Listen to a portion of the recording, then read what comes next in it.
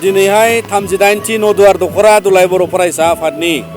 जे गेवलां मेल जादों आरो बे कनफारेन्सजों लाफानानै गोबां बेवहाय जों बयबो बाहागो लाफैदों आरो नोंथांमोननि गेजेरजों जोङो बेखौनो मिथिहोनो लुबैयो जे बे ओनसोलाव दिनै बयबो आइ आफा बिदा फंबाय बिथांमोना दुलाय बर' फरायसा आफादनि खावलायनायाव बयबो लैहोर लैहोर बाहागो लाफैदों मानोना बिथांमोना बयबो बर' माहारिया खौसेथि थामोनथाय आरो दावगाथायखौ लानानै दावगालांनायनि जे मोनसे जुजिनायाव बयबो दिनैबो बे हालामाव रायजो जानाय बिथांमोना माखासे मोगथां जुजिनायखौ लानानै बिथांमोना दङ जेरै सोलोंथाइ बिथिङाव नायोबा जों नुयो जोंहा बावहाय गोबां भेन्सार स्कुल दङ हाई स्कुलफ्रा जोंना भेन्सार जोब आरो बेखौ लानानै दिनै जोङो बिटिआर एकर्डनि दारै इमप्लिमेन्ट जानांगौनि थाखाय 6.3 क्लजनि दारै दुलाराय बर' फरायसा आफादा जों नाजाबाय थादों आरो बेवहाय गोबां हा हुनि जेंनाफोर दंबावो जेरै दा फरेस्ट राइट्सनि आन्दाराव माखासे मोनबाय आरो माखासे गोबां गामिया मोनाखै आरो बेबादिनो जों दिनै थानाय बे हाबाफारि जानाय जायगाया खावसे जायगायानो दिनै कारेन्ट गैया बा इलेक्ट्रिसिटि गैया आरो बिनि थाखाय जों जेनेरेटर सालायनानै बे मिटिंखौ खुंदों आरो बेफोरो दिनै जोङो जौगाथायनिफ्राय गोजानाव थानांनाय माखासे थासारि दा बेखायनो जोङो दुलाराय बर' फरायसा आफादा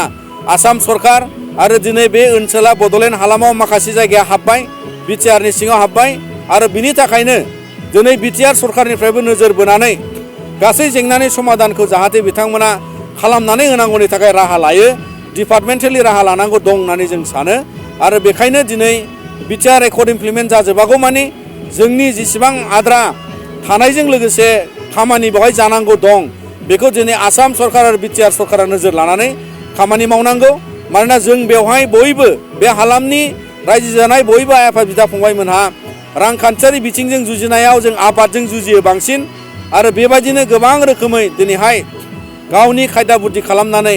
जोहोलाव लाइमोन सेंग्रा सिख्लाफ्रा लेखा रोंबोनायखौ लानानै दिनै जोंनि हालामाव बायदि रोखोमनि गोबां माने बिथांमोना आदब सोलोंथाइखौ लानानै दावगालांनांगौनि थासारि दङ आरो बेखौ लानानै दिनैहाय नदुवार दखरा एबसुनि बानजायनायाव बे कनफारेन्सनि गेजेराव बिथांमोना गोबां रोखोमै बायदि फरायसाफोरनि बादायनाय लानाय गेलेनाय लानाय बेयो जोंनि मोनसे मावथांखि आरो बेखौ लानानै दुलाराय बर' फरायसा आफादा जोङो जेरावबो जेरैबो जेरैखि जाया जोङो बेफोर खामानिखौ मावलांगोन आरो फैबाय थानाय समावबो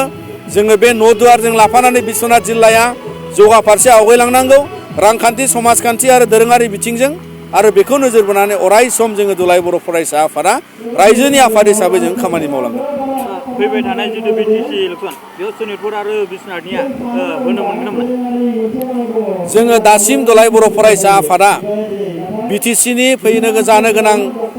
जि बिसायख'थि माब्ला जागोन जों बेखौबो मिथिया बेजों लोगोसे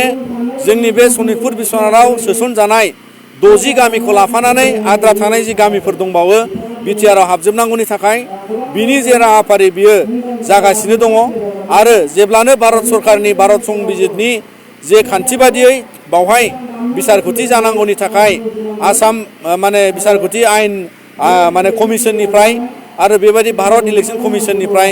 जेब्लानो बेबायदि मोनसे थिरांथा जागोन अब्लानो जों मिजिंथियो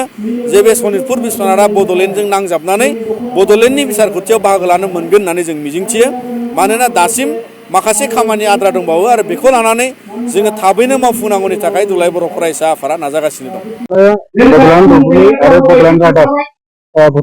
बिथांमोननिसिम गाहाम हामलायनायखौ जासिग्रोबाय दिनै जोङो नदुवार दखरा दुलाराय बर' फरायसा आफाद हिसाबै 38थि बोसोरारि जथुम्मा जों बेखौ खुंफुङो जों दिनै बे खुंफुंनायनि गेजेरजोंनो जायगायाव जि जौगानाय नांगौ बे जौगानायखौ जोङो लाबोनो थाखायनो बे हाबाफारिनि गेजेरजों जोङो गोबां बादायलायनाय दं जेरै थुनलाइयारि बादायलायनाय रोंगौथि सायख' आनजाद बेखौ लानाय जादों जायगायावनो खन्थाइ आवरायनाय खन्थाइ लिरनाय लोगोसे माराथन बेखौ जोङो लाफानानै दिनै जोङो बेनि गेजेरजों जायगायाव बेफोरखौ ओनसोलाव एसे जौगाखानाय लाबोनो थाखाय जों बेफोर हाबाफारिखौ लादोंमोन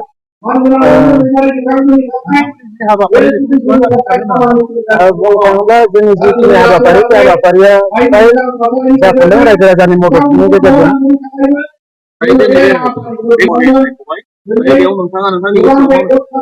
ओरैनोथ' गोसोआव गोजोननाय होननाय बुस्थुआथ' बोरै बुंनो हानो दायो नङा होनब्ला दिनैनि समाव बर' हारि हिसाबै गोबां अलखदाव दङ आरो बेबायदिनो मदुवारनि सिङावहाय जोंहा गोबां मावनो गोनां खामानि दङ रायजोफ्रा आरो लोगोसे जोंनि जि दख'रा आनसलिक एबसुनि कलेजफोर लोगोसे जिल्ला बिबाननि दैदेनगिरि बिथांमोनहा आंखौ जिहेतु आफादगिरि महरै बिबान होबाय आं बेखौ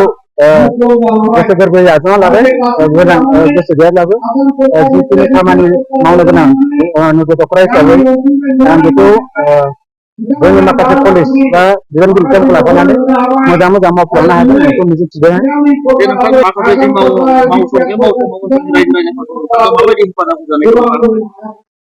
बे समावहाय आङो रायजो राजाफोरनो लुबैदों जोंनि जिखिनि हाबाफारि